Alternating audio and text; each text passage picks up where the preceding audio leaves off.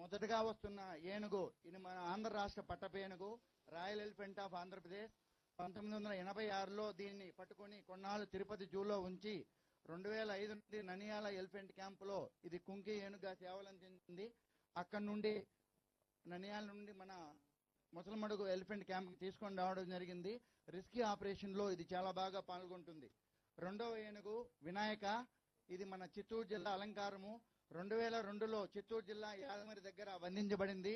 ననియాల elephant క్యాంపులో Kumki ఏనుగుగా training తీసుకుని సేవలు అందించింది. ఇప్పుడు ఇక్కడికి సేవలు అందించడానికి వచ్చింది. తర్వాత మూడవ ఏనుగు రంజన్, దీనిని ప్రైడ్ ఆఫ్ కర్ణాటక దేశగా పిలుస్తారు. ఇది మన అతిథిని కర్ణాటక నుండి ముసలమడుకు తీసుకొని రావడం జరిగింది. నాలుగవ ఏనుగు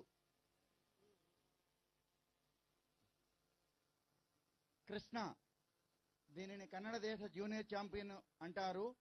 ఇది మన ముసలమడుగు క్యాంపులో చాలా యాక్టివ్గా ఉండే ఏనుగు, ఫ్రెండ్లీ ఏనుగు. పూలహారం వేయడంలో చాలా ఇష్టాన్ని చూపించే. తర్వాత మన ఐదవ ఏనుగు అభిమన్యు, ఇది మన మంత్రి గారిని చూసి సంతోషపడతా ఉంది. మన అభిమన్యు కృష్ణ ఏనుగును కలిసి మన ముసలమడుగు ముద్దు బిడ్డలు అంటారు.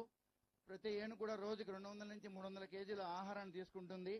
తర్వాత మన చివరిగా దేవా, ఇది కర్ణాటక నుండి వచ్చిన గజరాజు.